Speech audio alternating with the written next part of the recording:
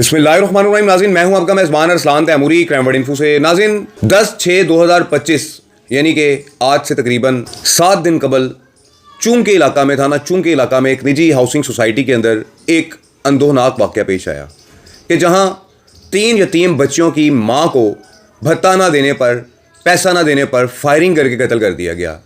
किसने फायरिंग करके कत्ल किया?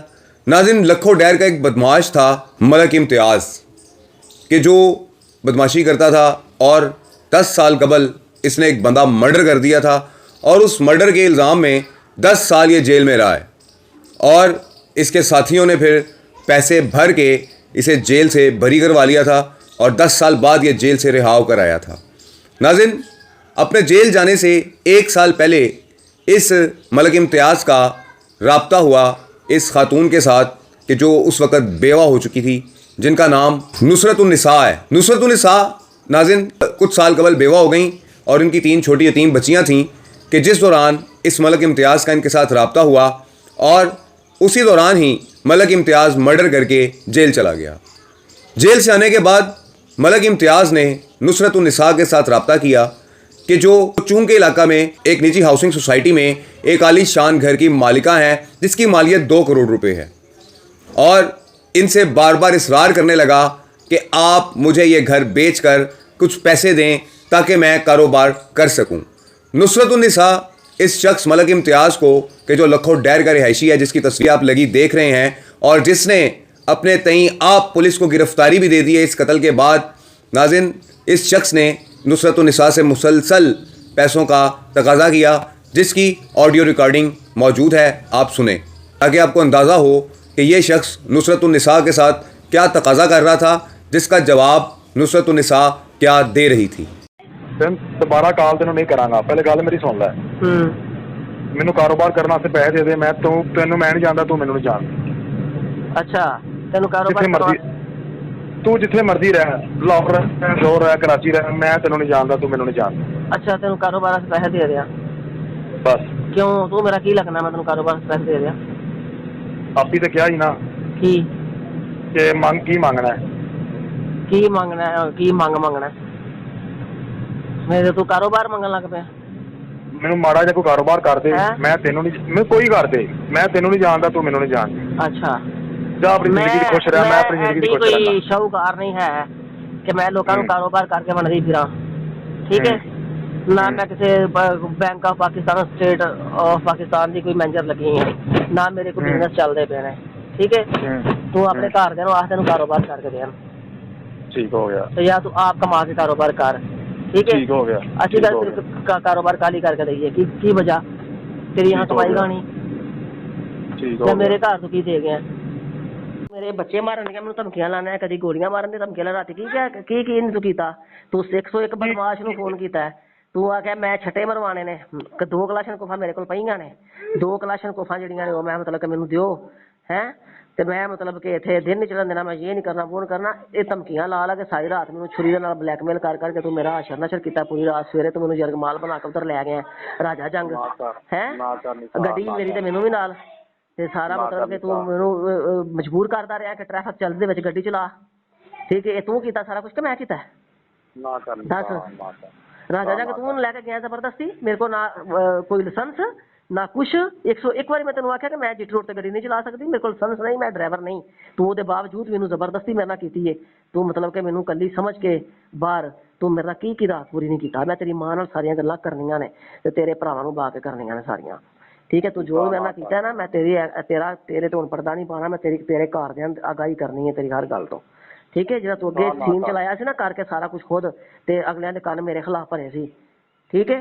ते हुण फिर तू ओही काम फड़े ने दोबारा, समझ आई गल दी? गंदा मैनू करना कर, तू तां अपनियां कर करके तू सारियां सारी बैरिया की सिक्योरिटी कैमरे दे विच पूरी रात मेरी गड्डी जिहदे ते फिरदी रही है ना, सारी उह दफ्तर दे विच रिकार्ड मौजूद है, सारी सिक्योरिटी गेटा ते इस चीज़ की गवाह है कि मैं सारी रात सड़क दे उत्ते फिरदी रही तेनू लैके।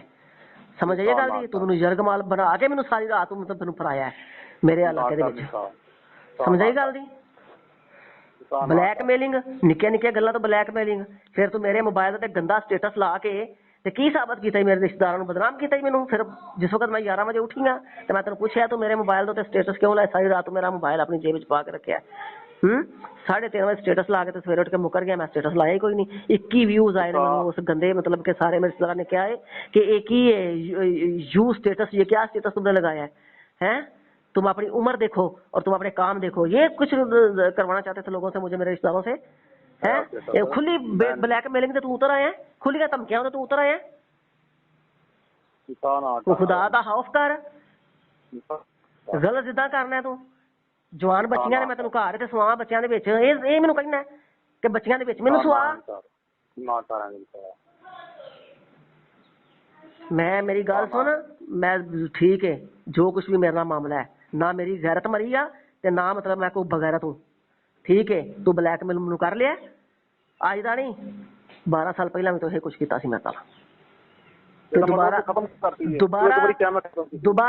दोबारा तू उन्हां ओ 6 हथ कुंडिया उते ना उतर आया। समझ लगी? ते बाज आ जा जी ते जीन दे। मेरी गल सुन, तू खत्म कीती एक बारी कह दे बस। मैं काम कर रही हां, मेरा पानी चलदा पिया, तेरी मेहरबानी मैनू काम करन दे, मैनू मजीद परेशान ना कर। मैं रात दी तू मैनू 2-3 दिन तो तू मैनू बड़ा परेशान कीता है, बहुत ज्यादा, हद तो ज्यादा। हर किस्म की धमकी दे रहे हैं, हर किस्म का ब्लैकमेल का। छुरी फाड़ के राती तू मैनू अपनी शाह रख दे, कभी मारन दी धमकियां दे रहे हैं, कभी मैनू रंगा कट्टन दी धमकियां दे रहे हैं। इधर चल ते मैं इंज करना है, इधर चल ते मैं इंज करना है, मैं हुणे करना है ते मैं इंज करना है। तू छुरियां फाड़ के मैनू ब्लैकमेल सारी रात करदा रहा है। तेनू जेब दिंदियां हन चीज़ां? तेरे नाल की बुरा सलूक कीता है? ਲੱਖਾਂ रुपया तेरे उत्ते तेनों मैं दे बैठी हाँ, ते मैं तेनों दे के गिणिया भी तक नहीं, तेरे नाल हिसाब तक नहीं कीता, ते तू मतलब के बाज नहीं आ रहा। ना इंज कर, मैं तो कुछ करदी नहीं भी। तू कितने 7वें नुक्कर ते बैठा है लाहौर, ते बैठ के सारा कुछ करी जाना पिया। तू मेरे इलाके दे विच आके तू मेरे आंढी अगवानी दा नंबर वंड के गया है, तू मेरे उत्ते लोकां नूं कह के गया है घर कौन वड़दा है नजर रखो, ये कित्थे जांदी है, किहड़े लिआउंदी जांदी है, मैनूं दसो। और नंबर देण दा मेरे इलाके च आके, मेरे महल्ले च आके लोकां नूं आके तेरा की मकसद है? नहीं, किहनूं दित्ता मैं नंबर? किहनूं दित्ता मैं नंबर? सारे मेरे पूरे महल्ले च सारे हर बंदे नूं अपना नंबर दे के गया है। ठीक ही गलती सी, तू जिद करके आया है, मैं तेरे को कोई काम नहीं कराना चाहती। तू मजबूर किया मैनू, तू बुलान ते कि मैनू बुला, मैं तेरे काम करा आके, मैं काम करके वापस आ जाऊंगा। ठीक है, मैं कोई इरादा नहीं तेरे बुलान दे, ना मैं तेरे को काम लेना सी। मैनू पता सी तेरा कि तू मेरे नाल बात चेंज करेगा। ठीक है, जिस काम का डर सी ना, तू ओही काम कर रहा है। ते ना मैनू ब्लैकमेल कर, ना मैनू धमकियां दे, कलाशन कोफां दे छट्टे मारन दियां, ना बदमाशां कोलों मैनू डरा, ना मैनू कोई मामला मेरा इंदे कर। ठीक है, मेरी गल सुन, जी रात कवर है ना वो बाहर नहीं हूँ, तो जी बाहर ही वो कवर च नहीं।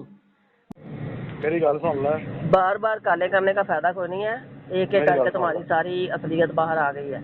मेरी गल ठीक है, मेरी गल सुन ले, एक एक करके ना, एक एक करके सारी असलियत तुम्हारी सामने हमारे आ गई है। अब तुम्हारा कुछ नहीं हो सकता।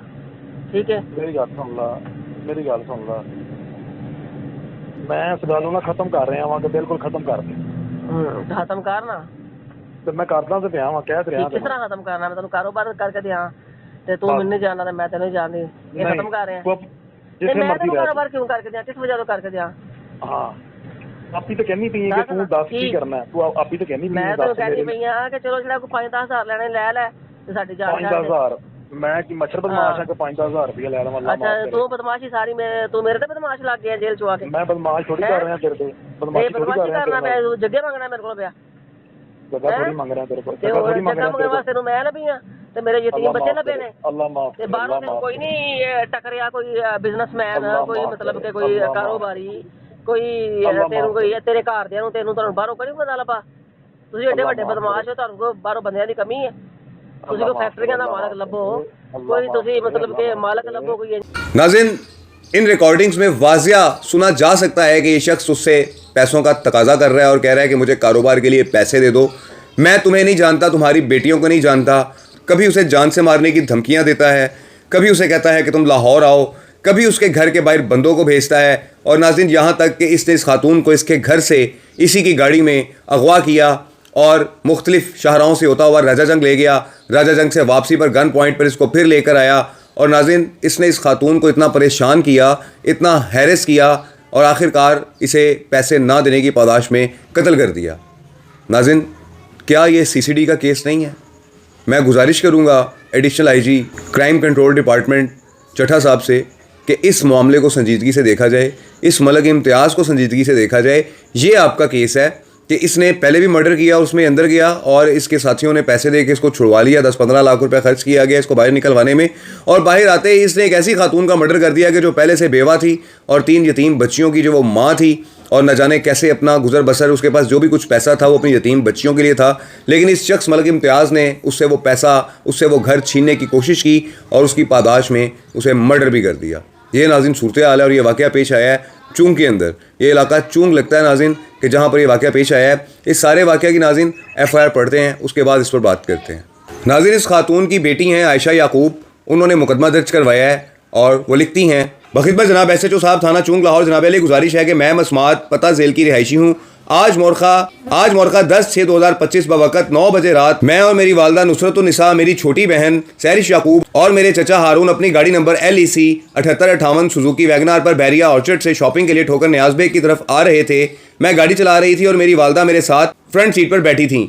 मेरी छोटी बहन और मेरे चचा पिछली सीट पर बैठे थे। जब हम लोग भूपतिया चौक से चंद कदम आगे पहुंचे तो हमारे पीछे से एक करोला गाड़ी बरंग सफेद इम्तियाज मलिक और 3 कस नामालूम आए और हमारी गाड़ी को क्रॉस करके अपनी गाड़ी हमारे आगे लगाकर रोक ली। जब इम्तियाज मलिक अपने दस्ती पिस्टल के साथ गाड़ी से उतरा तो मैंने अपनी गाड़ी को स्पीड से दुबई चौक की तरफ भगाकर ले गई। इम्तियाज मलिक भी अपने 3 कस नामालूम साथियों के साथ हमारे पीछे लग गया। जब हम लोग बवक़्त 9:30 बजे रात ईडन गोल चक्कर मंजिल पार्क पहुंचे तो गोल चक्कर पर हमारी गाड़ी स्लो हुई तो उन्होंने हमारी गाड़ी को दोबारा रोका।